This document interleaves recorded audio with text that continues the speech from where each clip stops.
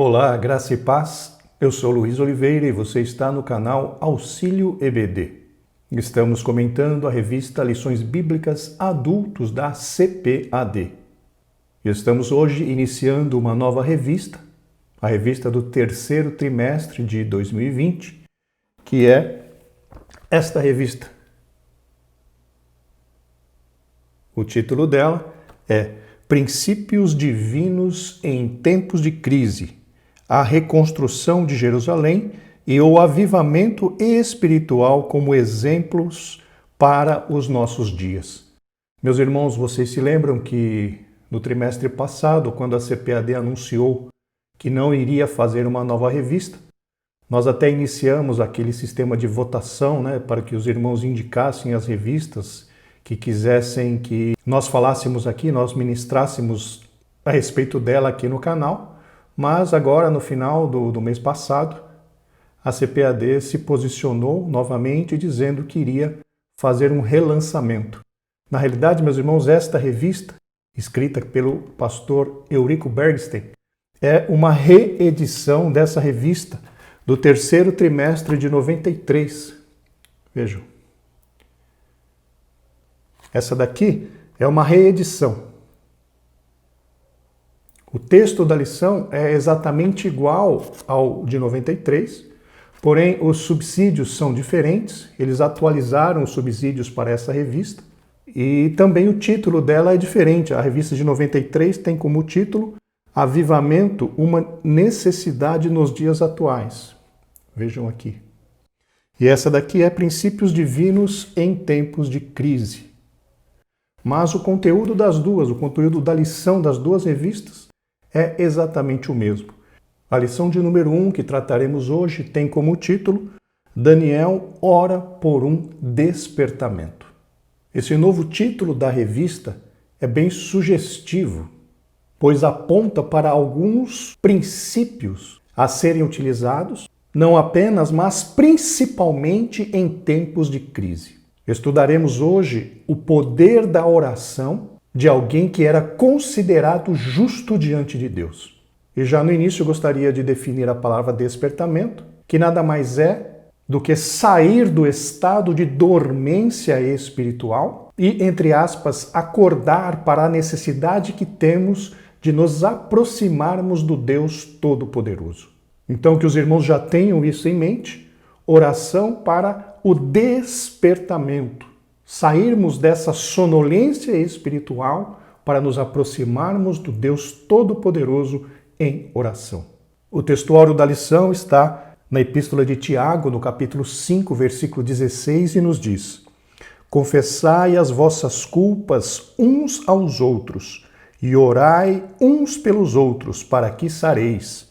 A oração feita por um justo pode muito em seus efeitos. Aqui, meus irmãos, vemos a menção do poder da oração de alguém considerado justo diante de Deus. E esse justo nada mais é do que nós, servos do Senhor, que estamos nos esforçando para sermos justos. Recebemos a justificação no momento da nossa conversão, mas agora nós estamos, conforme nós estudamos na última aula do trimestre passado, exercendo a justiça baseada na palavra de Deus.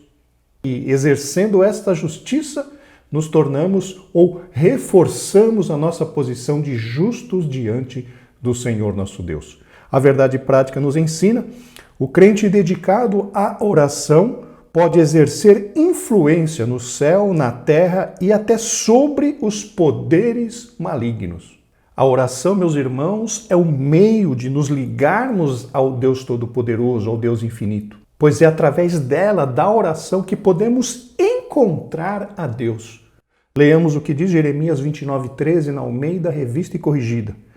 E buscar-me-eis em oração, e me achareis quando me buscardes de todo o vosso coração. Você quer encontrar a Deus? Precisa buscá-lo de todo o vosso coração. Então, meus irmãos, a oração é o meio que nós nos utilizamos para nos encontrarmos com o Deus Todo-Poderoso. Vejam então que arma maravilhosa, que arma poderosa Deus deixou à nossa disposição. Seguindo em frente, a leitura bíblica em classe, nós temos 4 textos. Primeiro texto, Daniel, no capítulo 9, versículos de 1 a 3. Segundo texto, o mesmo livro de Daniel, no capítulo 6, versículo 10. Terceiro texto, o mesmo livro de Daniel, no capítulo 2, versículo 17 ao 19. E o último, quarto texto, está no livro de Esdras, no capítulo 1, versículos de 1 a 5. Acompanhe a leitura, por favor. Daniel 9. No ano 1º de Dário, filho de Assuero, da nação dos Medos, o qual foi constituído rei sobre o reino dos caldeus, no ano 1º do seu reinado, eu, Daniel, entendi pelos livros que o número de anos de que falou o Senhor ao profeta Jeremias, em que haviam de acabar as assolações de Jerusalém, era de 70 anos. E eu dirigi o meu rosto ao Senhor Deus, para o buscar com oração e rogos, com jejum e saco e cinza. Agora Daniel 6. Daniel, pois, quando soube que a escritura estava assinada, entrou em sua casa. Ora, havia no seu quarto janelas abertas da banda de Jerusalém. E 3 vezes no dia se punha de joelhos e orava, e dava graças diante do seu Deus, como também antes costumava fazer. Agora, texto de Daniel 2. Então Daniel foi para a sua casa e fez saber o caso a Ananias, Misael e Azarias, seus companheiros, para que pedissem misericórdia ao Deus do céu sobre este segredo, a fim de que Daniel e seus companheiros não perecessem com o resto dos sábios de Babilônia. Então foi revelado o segredo a Daniel numa visão de noite. Então Daniel louvou o Deus do céu. Agora, por fim, Esdras capítulo 1. No 1º ano de Ciro, rei da Pérsia, para que se cumprisse a palavra do Senhor por boca de Jeremias, despertou o Senhor o espírito de Ciro, rei da Pérsia, o qual fez passar pregão por todo o seu reino, como também por escrito, dizendo: Assim diz Ciro, rei da Pérsia, o Senhor Deus dos céus me deu todos os reinos da terra, e ele me encarregou de lhe edificar uma casa em Jerusalém, que é em Judá. Quem há entre vós de todo o seu povo, seja seu Deus com ele, e suba a Jerusalém, que é em Judá, e edifique a casa do Senhor, Deus de Israel. Ele é o Deus que habita em Jerusalém. E todo aquele que ficar em alguns lugares em que andar peregrinando, os homens do seu lugar o ajudarão com prata e com ouro e com fazenda e com gados, afora as dádivas voluntárias para a casa do Senhor, que habita em Jerusalém. Então se levantaram os chefes dos pais de Judá e Benjamim, e os sacerdotes e os levitas, com todos aqueles cujo Espírito Deus despertou, para subirem a edificar a casa do Senhor, que está em Jerusalém. Vemos aqui, meus irmãos, então 4 textos que o comentarista escolheu para esta lição, todos eles enfatizando tanto a oração, as orações que Daniel fez, quanto o resultado dessas orações no sentido do cumprimento das promessas de Deus. Como objetivo geral da lição, nós temos conscientizar os alunos sobre a necessidade de estudar a palavra e orar em busca de um despertamento proveniente de Deus nestes dias trabalhosos. A Bíblia diz, meus irmãos, que o povo de Deus foi destruído porque lhe faltou o conhecimento, como diz lá em Oséias, no capítulo 4, versículo 6, na Almeida Revista e Corrigida.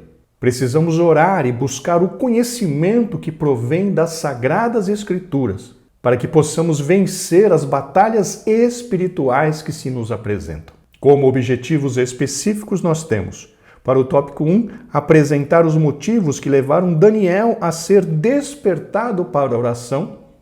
Já para o tópico 2, pontuar a resposta divina às orações de Daniel.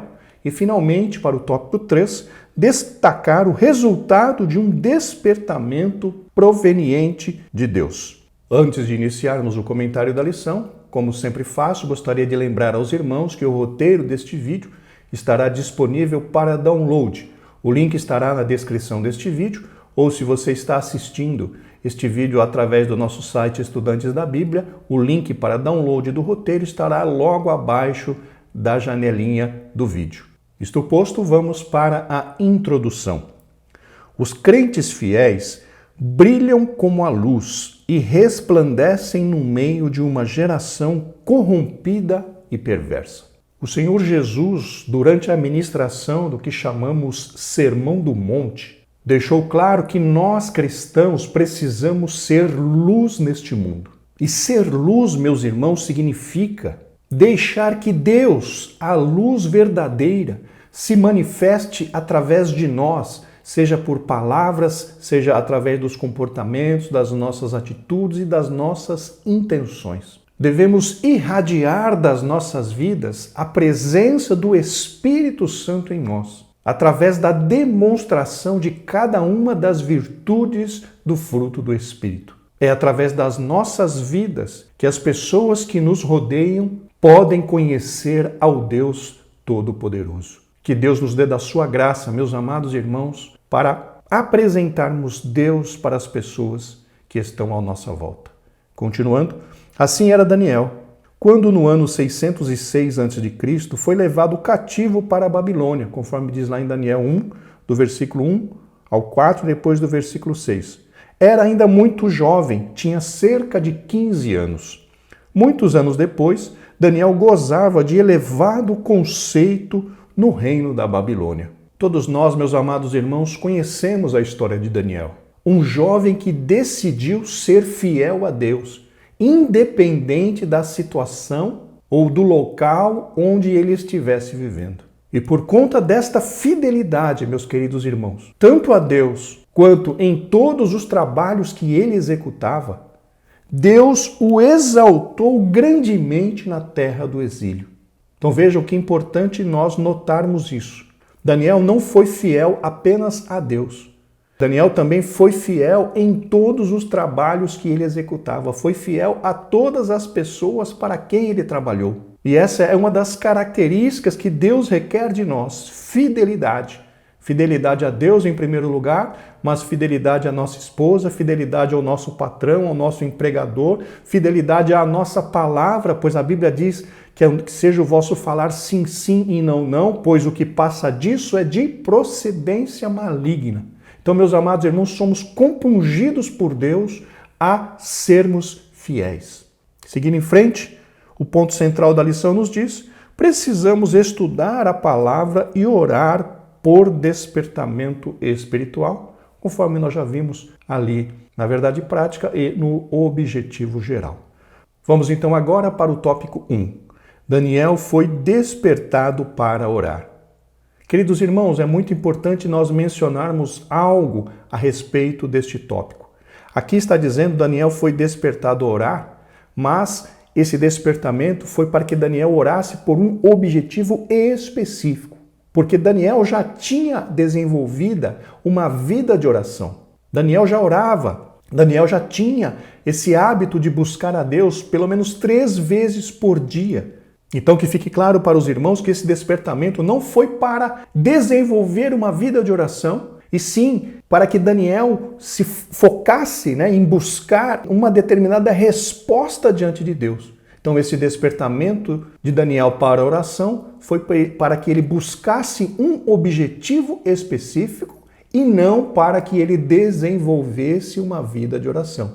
Então essa diferença precisa ficar muito clara para todos nós. Porque Daniel já tinha uma vida de oração. Daniel já tinha desenvolvido esse hábito de buscar ao Senhor constantemente. E nesse episódio em particular, ele foi despertado pelo Espírito Santo para buscar uma bênção específica que nós estaremos vendo no decorrer da lição.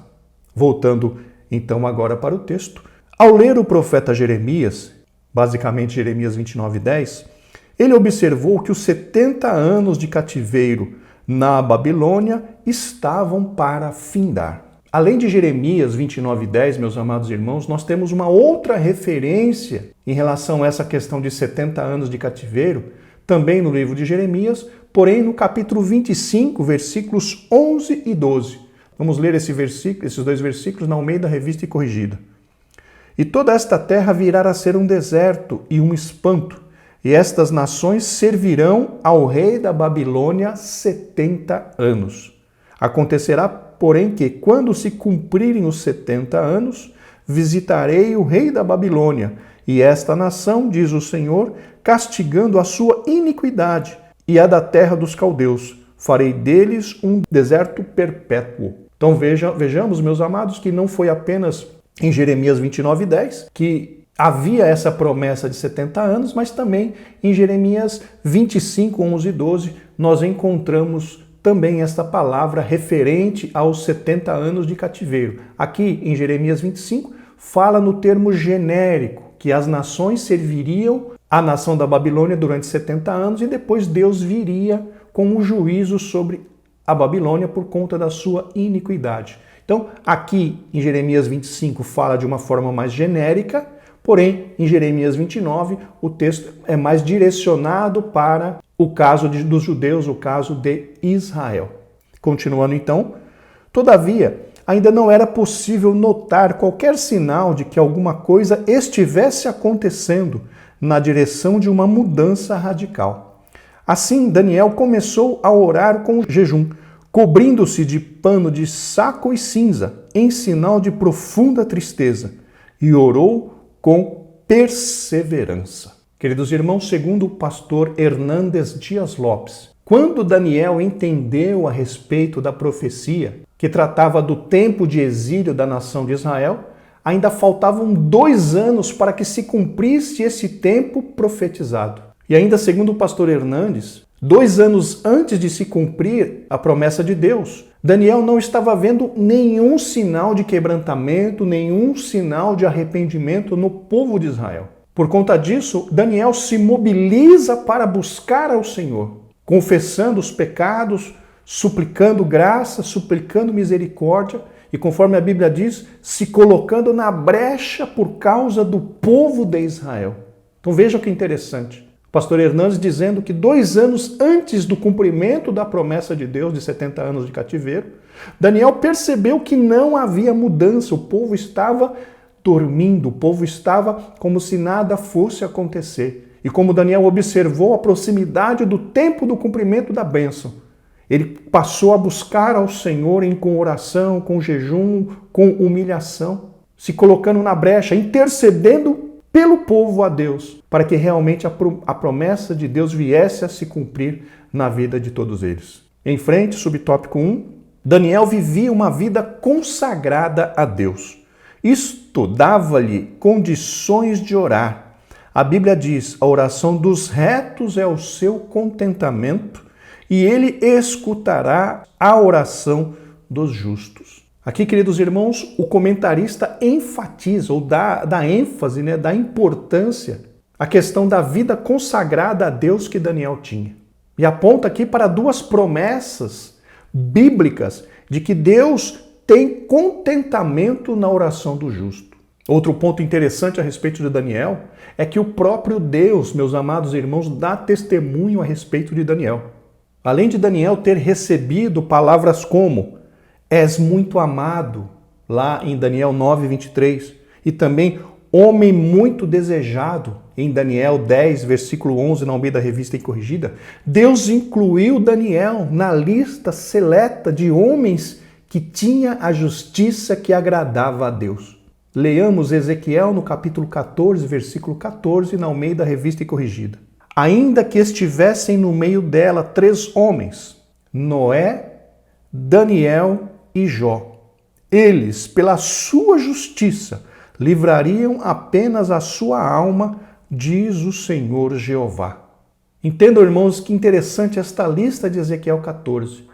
Ezequiel, nesse capítulo 14 do seu livro, ele estava sendo usado por Deus para divulgar pesadas condenações, pesados castigos para as nações. O próprio Deus diz, ainda que Daniel, Noé e Jó estivessem no meio desta nação, eles apenas conseguiriam livrar a sua própria pele, a sua alma, por causa da sua justiça. Então vejam o valor que Deus dava à vida dessas 3 pessoas, Noé, Daniel e Jó, listados por Deus como justos diante do Todo-Poderoso. Glórias ao nome do Senhor. Agora o que vem ao nosso coração é, será que Deus ouvia a oração de uma pessoa como essa? Claro que sim. Conforme nós vemos aqui no próprio comentário, a oração dos retos é o seu contentamento, disse Salomão. Louvado seja o nome do Senhor. Meus amados, seguindo em frente, Daniel não se misturou com o paganismo e vivia conforme sua consciência no temor do Senhor. Daniel é considerado como um exemplo e um modelo para os crentes de todos os tempos. E essa, meus irmãos, é uma consideração muito importante a ser levada em conta, pois Daniel demonstrou uma fidelidade, mesmo numa situação em que ele se encontrava de que não havia ninguém para supervisioná-lo.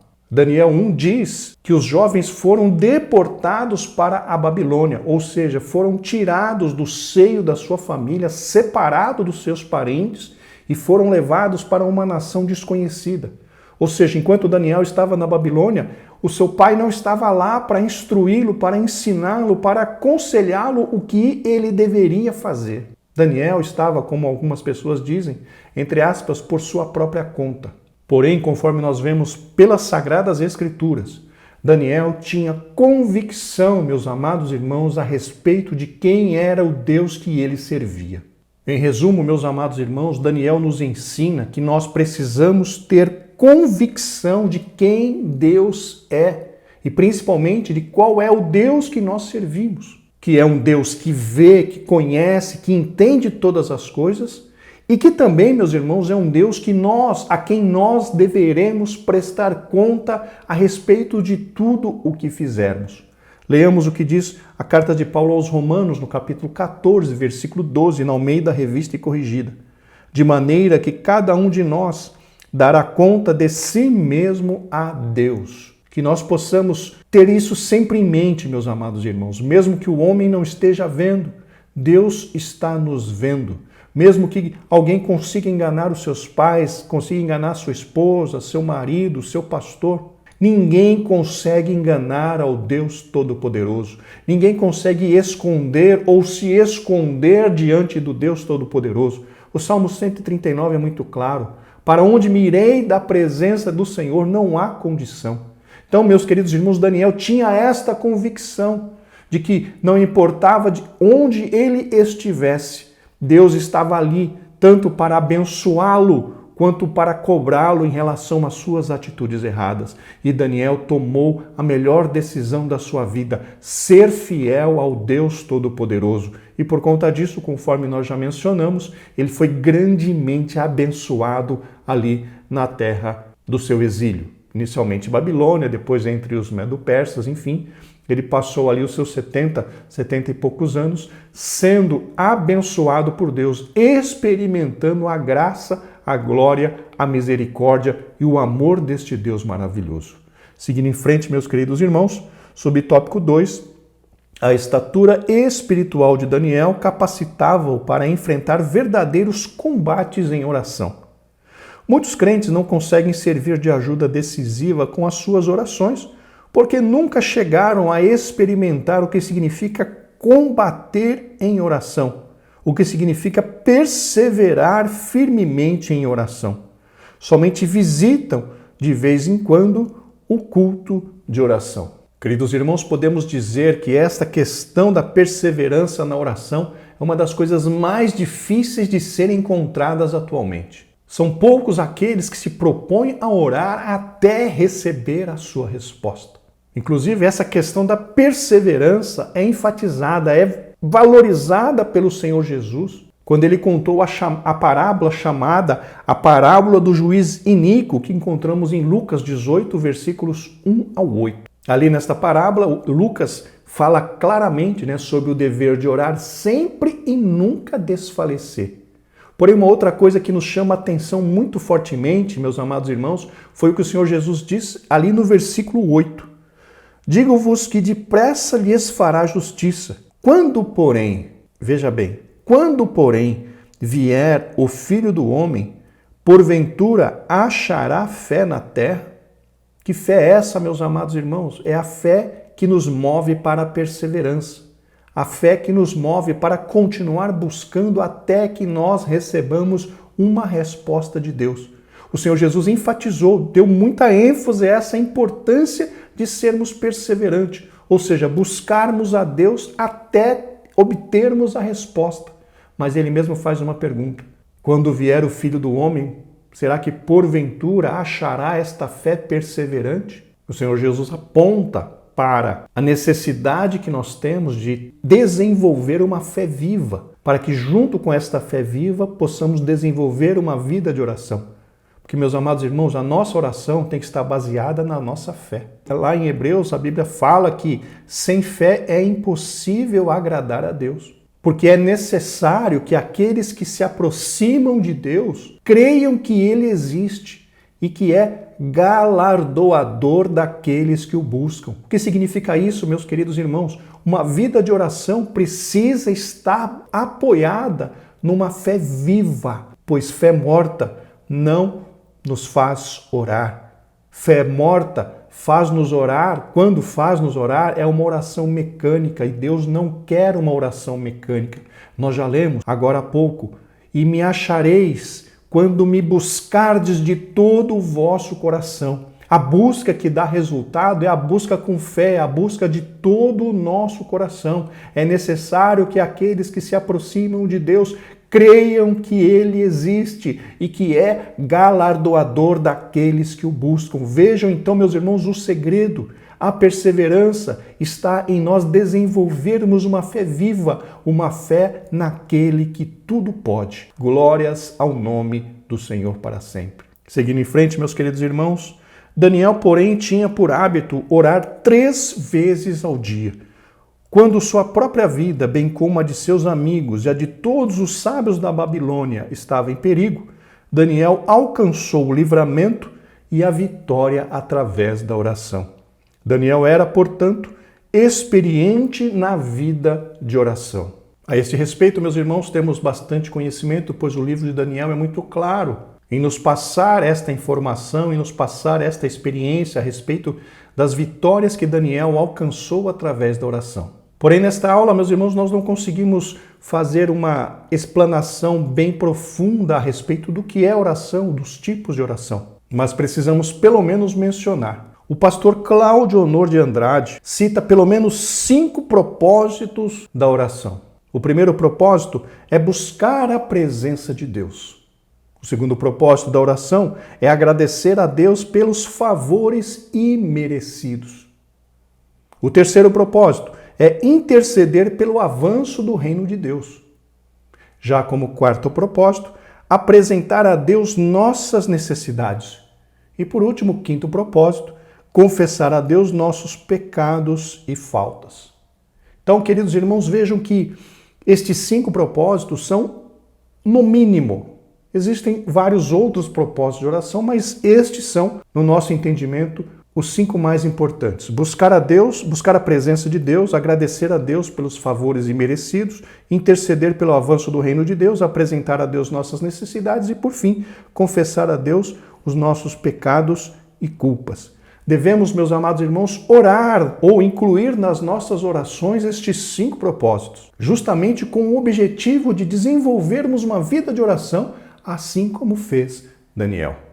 Em frente, meus queridos irmãos, subtópico 3, coincidindo com o período de oração de Daniel, profundas mudanças estavam para acontecer na Babilônia. O reino da Babilônia estava em guerra com os medos e os persas. O rei da Babilônia era, na época, Nabonido. Seu filho Belsazar estava na capital, a cidade de Babilônia, cuidando dos assuntos administrativos do governo. Meus amados, gostaria de ler agora alguns detalhes que o pastor Elienay Cabral nos deixou registrado nas revistas Lições Bíblicas a respeito dessa questão de Belsazar. Acompanhe a leitura. Segundo o pastor Elienay Cabral, após a morte de Nabucodonosor em 562 a.C., Evil-Merodach, o seu filho, sucedeu-o no trono babilônico. Entretanto, 2 anos depois, Evil-Merodach foi assassinado pelo seu cunhado Neriglissar. Mas quem assumiu o trono foi Nabonido, genro de Nabucodonosor. Nabonido era o pai de Belsazzar, o qual se tornou corregente com o seu pai 3 anos mais tarde. Então vejam, nesses detalhes descritos por Helena Cabral, nós vemos aqui a sucessão, de Nabucodonosor, até que Nabonido, que foi cunhado de Nabucodonosor, assumisse o reino da Babilônia, tendo Belsazzar como o seu filho. E conforme escreveu aqui o pastor Eurico Bergstein, era Belsazzar que estava na capital, cuidando dos assuntos administrativos do governo. Seguindo em frente, Belsazzar organizou uma festa para os seus grandes. Estando já embriagado, mandou trazer os vasos sagrados que o rei Nabucodonosor havia trazido do templo de Deus em Jerusalém e havia colocado no templo pagão da Babilônia. Ele, Belsazzar, e todos os seus convidados beberam vinho nestes vasos santos. Aqui, meus irmãos, há a indicação clara do comportamento profano de Belsazzar em relação aos vasos sagrados do Deus de Israel.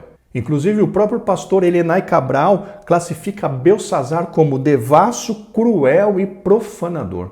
Outro ponto bastante interessante a ser mencionado a respeito da irresponsabilidade de Belsazzar era que, no momento em que a Babilônia estava em guerra com os medo-persas, Belsazzar estava dando um banquete para os seus ricos, as pessoas ricas, os seus grandes, as suas mulheres e concubinas, e se embriagando ao invés de se preocupar com a guerra. Vejam o quanto Belsazzar era irresponsável. O pastor Hernandes Dias Lopes tem uma frase interessante a respeito de outro ponto importante que é a embriaguez. Segundo o pastor Hernandes, quem bebe está soltando os freios do domínio próprio, próximo à beira de um abismo.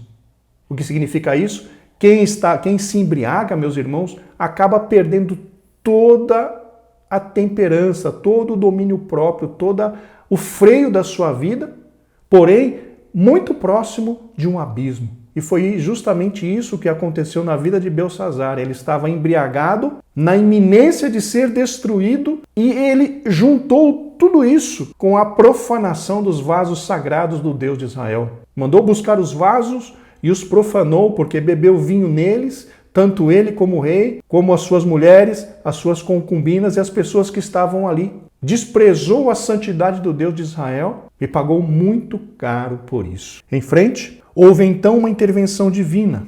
O rei viu que dedos de mão de homem escreviam na parede defronte do castiçal. Acabou-se a alegria da festa. Os joelhos do rei tremiam. Sábios e astrólogos não puderam interpretar a mensagem escrita na parede. Finalmente, Daniel foi introduzido na festa e interpretou o texto na parede. Entre outras coisas, estava escrito: dividido foi o teu reino e deu-se aos medos e aos persas. Naquela mesma noite, diz a Bíblia, foi morto Belsazzar, rei dos caldeus. Vejam aqui mais um exemplo, mais um detalhe muito importante. Daniel falou para Belsazzar que este rei profano sabia o que havia acontecido com Nabucodonosor, quando ele perdeu a mente e passou a habitar entre os animais, comendo capim, até que reconheceu que quem reina é o céu, quem reina é o Deus de Israel. Conforme diz em Daniel 4:34, na Almeida Revista e Corrigida. Mas ao fim daqueles dias, eu, Nabucodonosor, levantei os meus olhos ao céu e tornou-me a vir o meu entendimento. E eu bendisse o Altíssimo e louvei e glorifiquei ao que vive para sempre, cujo domínio é um domínio sempiterno e cujo reino é de geração em geração. Essas palavras são de Nabucodonosor, mas veja o que Daniel disse a Belsazzar. Ó rei, Deus o Altíssimo deu a Nabucodonosor teu pai o reino e a grandeza e a glória e a magnificência. E por causa da grandeza que lhe deu, todos os povos, nações e línguas tremiam e temiam diante dele, ou seja, diante de Nabucodonosor. A quem queria matava e a quem queria dava vida. E a quem queria engrandecia e a quem queria abatia. Mas quando o seu coração se exalçou e o seu espírito se endureceu em soberba, foi derribado do seu trono real e passou dele a sua glória.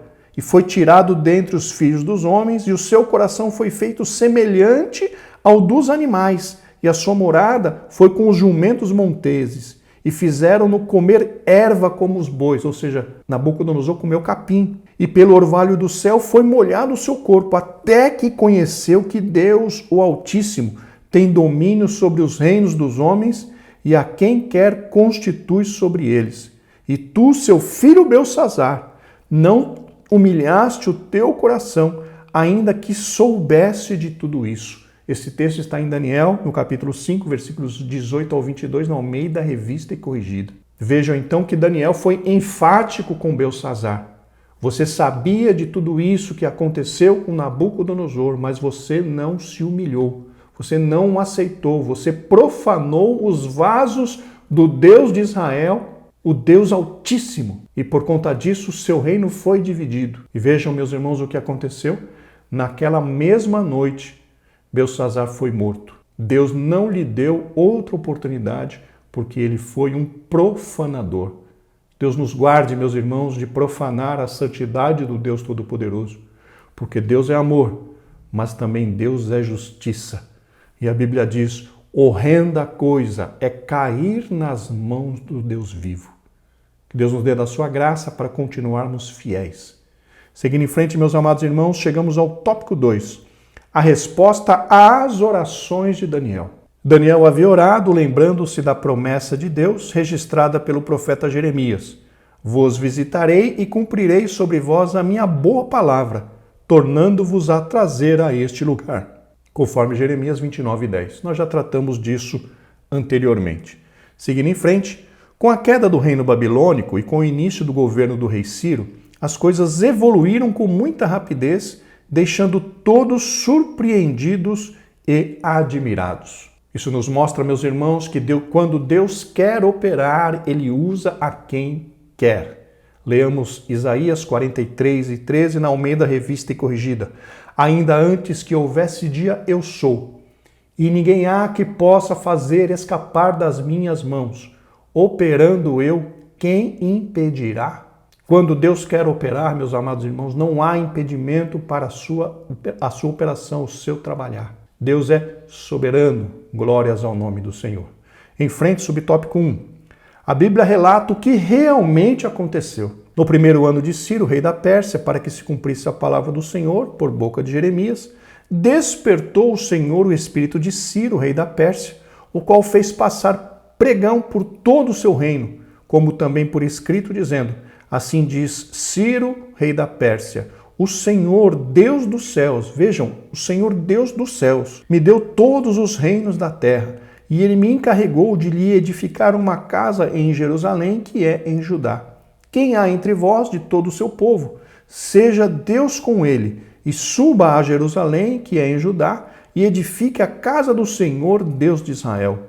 Ele é o Deus que habita em Jerusalém. Este texto está ali no livro de Esdras, capítulo 1, versículos 1 ao 3, onde diz que Deus despertou o coração do rei Ciro. Glórias ao nome do Senhor. É importante notarmos que Deus estava trabalhando no coração do rei Ciro para que a palavra de Deus se cumprisse, que é exatamente o que Deus diz ali no livro de Jeremias, no capítulo 1, versículo 12, que Deus vela pela sua palavra para a cumprir. Em frente, queridos irmãos, subtópico 2, conforme esta declaração de Ciro, estava cumprida a promessa divina dada através do profeta Jeremias. Mas tudo foi como diz a Bíblia, tudo muito mais abundantemente além daquilo que pedimos ou pensamos. Vejamos, pois, o que estava para acontecer. Então, queridos irmãos, não foi apenas a libertação. Aconteceram outras questões junto com a libertação para que realmente a palavra do Senhor se cumprisse. Porque eles não foram apenas libertados, como era a promessa inicial. Eles receberam a incumbência de reedificar o templo do Senhor em Jerusalém. Ou seja, Deus fez muito mais além daquilo que eles pensavam ou pediam. Além da libertação, Deus lhes deu a incumbência de reedificar o templo, que era o quê? O local onde Deus se manifestava no meio do povo. Então vejamos aqui. Vejamos, pois, o que estava para acontecer. Todos os judeus seriam libertados para voltarem para Judá, caso quisessem. Era o cumprimento da promessa. Mas vejamos agora o plus, o adicional. Receberam permissão para reedificar o templo. C. Todas as despesas da construção do templo poderiam ser tiradas dos tributos além do rio. E por último, letra D. Os vasos sagrados devem ser entregues aos cuidados de Zorobabel, nomeado governador dos judeus pelo rei Ciro, para serem transportados de volta para Jerusalém. Entendam, meus amados irmãos, que a bênção de Deus sobre as nossas vidas, ela é completa. Salomão disse que a bênção, que é a bênção do Senhor que enriquece e não nos acrescenta dores. Provérbios 10 e 22. Deus, no cumprimento da sua promessa, conforme eu mencionei há pouco, providenciou tudo o que os judeus precisavam para retornar a Jerusalém e reconstruir o templo, que, como eu mencionei, era o símbolo da presença de Deus no meio do povo de Israel. Deus é fiel, meus amados irmãos, às suas promessas. Glórias a Deus. Vamos então agora para o tópico 3. O resultado de um despertamento proveniente de Deus. Subtópico 1. O rei Ciro foi despertado em seu espírito. Despertou o Senhor o espírito do rei Ciro, que está em Esdras 1 e 1.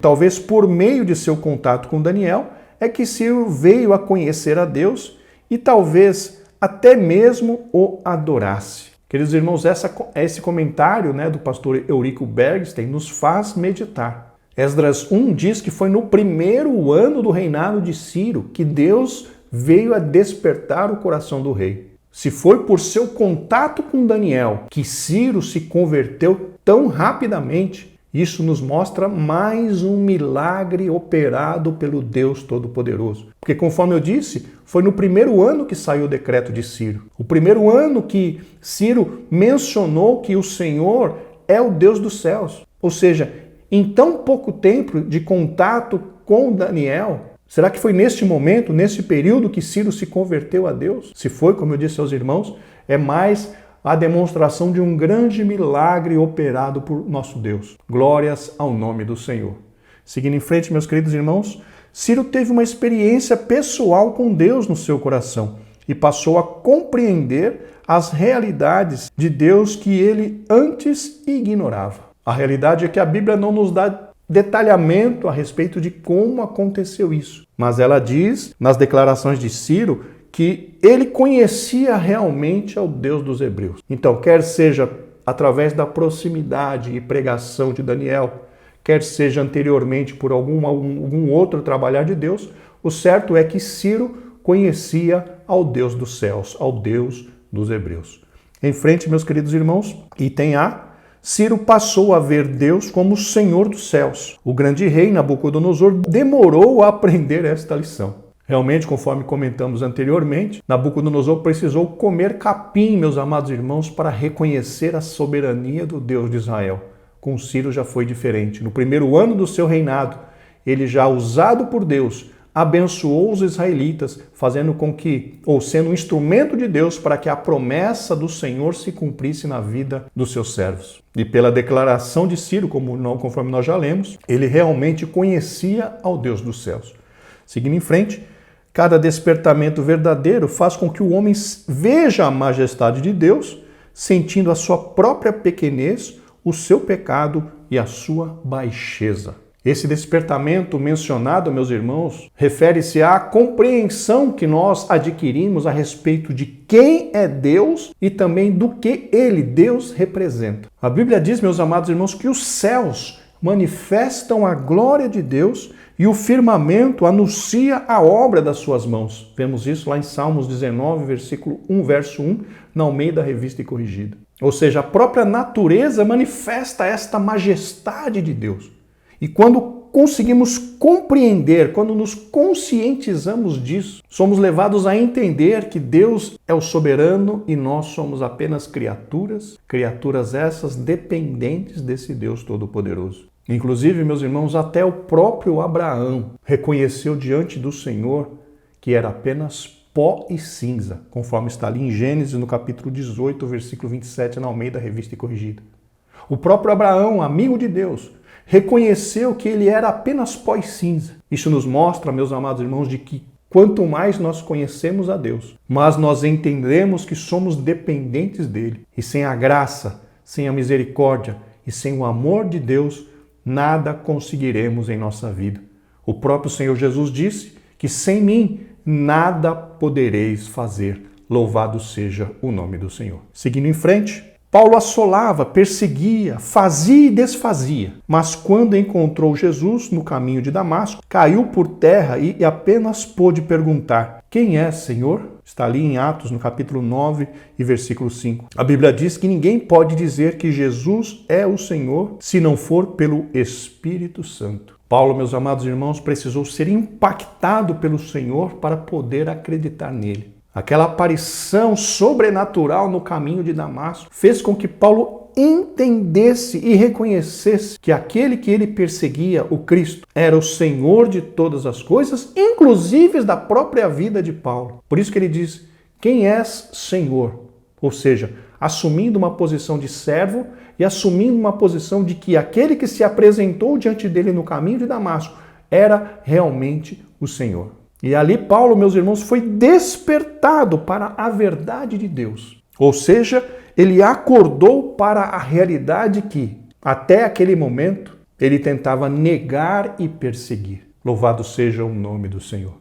Seguindo em frente, item B. Ciro teve uma experiência com Deus que é santo. Os vasos sagrados haviam sido roubados do templo de Jerusalém por Nabucodonosor e guardados no templo pagão da Babilônia, como todos nós sabemos. E aqui, meus irmãos, faz parte de um castigo permitido por Deus sobre Israel por causa da sua desobediência.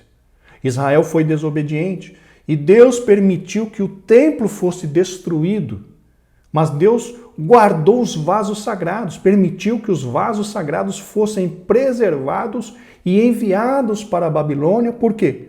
Porque Deus já tinha um plano de trazer de volta estes vasos para serem usados novamente na adoração do seu nome. Então vejam que os vasos faziam parte do plano de Deus. Os vasos não foram destruídos, os vasos não foram inutilizados, eles foram conservados perfeitamente para que pudessem ser novamente utilizados no serviço de Deus. E, conforme o comentarista pontuou aqui, Ciro teve essa experiência com Deus e identificou que aqueles vasos sagrados não eram dele, e sim eram do Deus de Israel.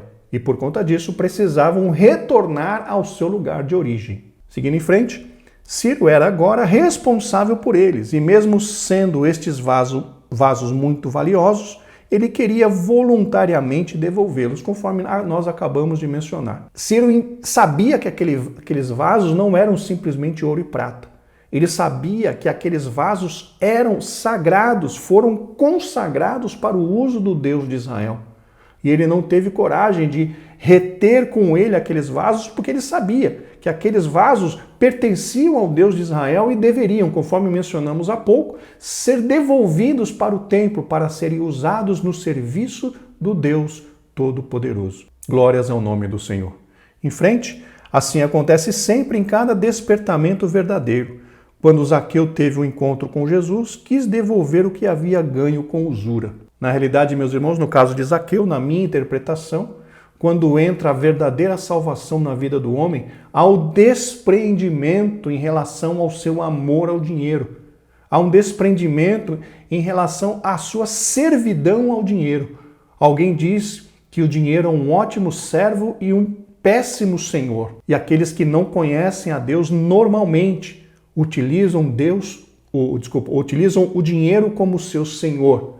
Mas nós, como cristãos, servos do Deus Altíssimo, devemos usar o dinheiro como nosso servo e nós devemos servir apenas ao Senhor nosso Deus. O próprio Senhor Jesus diz que não podereis servir a Deus e a Mamon, ou seja, as riquezas. As riquezas não podem ser Deus na nossa vida, as riquezas têm que ser servo. O dinheiro é nosso servo. Nós nos utilizamos dele e não ele se utiliza de nós. Zaqueu entendeu perfeitamente isso e se desprendeu das riquezas, estando a ponto realmente de se acertar com Deus, devolvendo quadruplicado aquilo que ele tinha tirado de alguém. E não somente isso, mas dando a metade dos seus ganhos, né, da sua renda, do seu dinheiro, da sua propriedade para os pobres. Uma grande demonstração de despreendimento e de verdadeira conversão ao Deus Todo-Poderoso. Glórias a Deus. Em frente, meus queridos irmãos, subtópico 2. o rei Ciro recebeu bênçãos espirituais. O profeta Isaías, 200 anos antes, profetizou acerca de Ciro, chamando-o de ungido do Senhor. Isaías 45:1. Isso nos permite entender que o Espírito Santo deve ter-lhe proporcionado alguma bênção espiritual. Cada despertamento traz bênçãos para o coração do crente. Ungido, meus irmãos, significa ser separado para uma função ou missão especial. A Bíblia de Estudos de Aplicação Pessoal traz na nota ali de Isaías 45:1 uma explicação de que Ciro havia sido, entre aspas, ungido, pois ele tinha uma missão especial relacionada justamente à libertação do povo de Israel do cativeiro ali na Babilônia e a posterior ajuda para a reconstrução do templo em Jerusalém. Então esta unção de Ciro estava relacionada tão somente, segundo a Bíblia de Estudos, Aplicação Pessoal, essa unção de Ciro estava relacionada diretamente a essa missão que Deus havia dado a ele, de libertar o povo de Israel do cativeiro ali na Babilônia e prover ao povo de Israel tudo o que ele precisava para que a reconstrução do templo fosse possível. Em relação a essa questão de ser abençoado, como o comentarista disse, por trabalhar para Deus, nós vemos isso claramente nas Escrituras. Por exemplo, vamos ler o que diz Ezequiel 29:20, na Nova Versão Transformadora. Sim, vejam, prestem bem atenção. Sim, eu lhe dei a terra do Egito como recompensa por seu esforço, diz o Senhor soberano, pois ele estava trabalhando para mim quando destruiu Tiro. Aqui, Ezequiel está mencionando que Deus deu o Egito a Nabucodonosor, porque Nabucodonosor estava trabalhando para Deus quando ele destruiu o povo de Tiro. Ou seja, Deus pagou a Nabucodonosor, permitindo e dando-lhe vitória sobre o Egito, para que ele pudesse despojar o Egito como pagamento por algo feito para Deus. Meus irmãos, isso talvez não seja o melhor exemplo a ser utilizado, mas ele é muito claro para nós quando diz que Deus recompensa aquele que trabalha para Ele. Deus não se esquece, diz a palavra de Deus, do nosso esforço, do nosso trabalho, da nossa fadiga trabalhando para Ele. Existe um adágio, um ditado no meio do povo de Deus, de que Deus é o melhor patrão. Ele não se esquece de nada do que fazemos para Ele. Ele não se esquece de nada daquilo que entregamos a Ele com amor. Tudo está registrado no céu e por conta disso a recompensa vem nas nossas mãos. Louvado seja o nome do Senhor. Meus amados irmãos, estamos concluindo esta lição. Na lição normal não tem conclusão. Nesta lição que foi reeditada pela CPAD, não há conclusão, mas eu gostaria de trazer uma conclusão para os irmãos. O comentarista, meus amados irmãos, enfatizou que o despertamento do rei Ciro foi motivado pela oração de Daniel. O certo é que nós conseguimos ver nas Escrituras Sagradas que nós precisamos batalhar com Deus em oração para que as promessas se cumpram, quer seja na nossa vida, no individual, na nossa família ou mesmo na obra do Senhor. A oração intercessória é necessária, é imprescindível, meus amados irmãos, para que nós recebamos as bênçãos do Senhor. Eu mencionei há pouco, que quando Deus quer operar, ninguém impede. Mas existe um trabalho anterior para que, antes de chegar o momento de Deus operar, de Deus abençoar, nós precisamos batalhar junto com Ele em oração, para que estejamos habilitados a receber esta bênção. Quer ver um exemplo bastante interessante? Podemos tomar como referência a vida de Isaque e Rebeca. Deus havia prometido a Abraão que a descendência deste seria como o pó da terra, como nós vemos ali em Gênesis, no capítulo 13, versículo 16, na Almeida Revista e Corrigida. Deus diz ali, a tua descendência será como o pó da terra. Deus fez uma promessa para Abraão. E quando vemos, meus amados irmãos, na própria Bíblia Sagrada, o caso de Rebeca, Rebeca foi preparada por Deus para casar-se com Isaque, filho de Abraão. Isaque estava incluído na promessa que Deus havia feito a Abraão. Da descendência de Abraão, Deus multiplicaria como o pó da terra. Isaque foi o filho de Abraão e Isaque casou com Rebeca, que foi preparada pelo próprio Deus. Mas o que aconteceu com Rebeca, meus irmãos? Rebeca era estéril. Aí paramos para pensar. Deus havia feito uma promessa para Abraão. Deus deu a Abraão Isaque, o filho da sua velhice. Deus preparou uma esposa para Isaque. Foi o próprio Deus que preparou. Por que é que a esposa de Isaque era estéril? Não parece ser um contrassenso? Ou seja, não parece que Deus errou na escolha de Rebeca como esposa de Isaque? Porque Rebeca, sendo estéril, era algo que, entre aspas, impossibilitaria que Deus cumprisse a sua promessa. Por quê? Porque a mulher era estéril. Porém, meus irmãos, vejam a atitude de Isaque. Isaque não sentou para reclamar. Isaque não sentou para questionar a Deus. Deus, tu prometeste para meu pai Abraão que a sua descendência seria como o pó da terra, porque tu me deste uma esposa estéril. Não, Isaque não fez isso. Isaque se posicionou para buscar a Deus.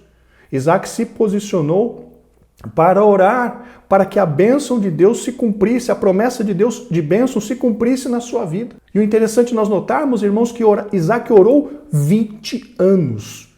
Não foi um mês, não foi 2 meses, não foi 1 ano, não foi 5, não foi 10. Isaque orou 20 anos para que a bênção de Deus pudesse chegar na sua vida, a promessa de Deus pudesse se cumprir na sua vida. Se fosse hoje, meus irmãos, será que nós teríamos esta fé para buscar a Deus mesmo numa situação adversa? E é o que nós mencionamos há pouco, citando ali Lucas 18, quando o Senhor Jesus Cristo disse: o dever de orar sempre e nunca desfalecer, mesmo diante de uma situação desfavorável, mesmo diante de uma situação de impossibilidade, porque Rebeca era estéril. Isaque não parou de buscar ao Senhor. Por quê? Porque ele tinha uma promessa. Deus, que não mente, havia feito uma promessa para Abraão que estava estendida a Isaque. E ao invés de ele sentar e começar a reclamar, de começar a duvidar da fidelidade de Deus, ele se posicionou em oração, ele se posicionou numa situação de fé e buscou ao Senhor. Durou 20 anos a sua busca, mas a bênção chegou na vida de Isaque. E junto com a bênção, o cumprimento da promessa de Deus na vida, da bênção de Deus na vida dele, aquilo que Deus havia prometido. Meus irmãos, aqueles que querem receber as promessas de Deus precisam se posicionar em oração.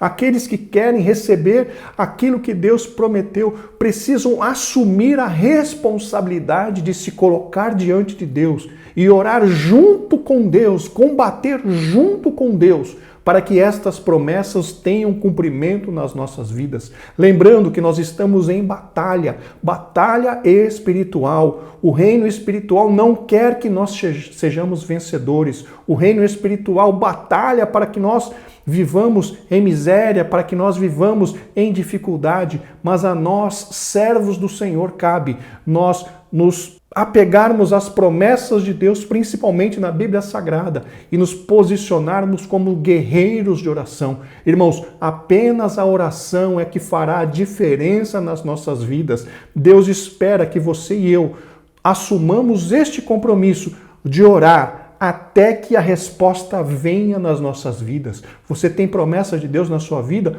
Se posicione em oração diante do Senhor, buscando que estas promessas se cumpram. E no momento certo, Deus as cumprirá para a glória do nome dEle e para que você viva a bênção de Deus na sua vida. Louvado seja o nome do Senhor. Meus amados irmãos, muito obrigado pela sua companhia até aqui. Estamos encerrando a lição de número 1. Temos mais 12 lições pela frente, que acredito que serão bastante enriquecedoras. Nos acompanhe com as vossas orações, deixe o seu comentário aqui embaixo deste vídeo, me mande um e-mail, enfim.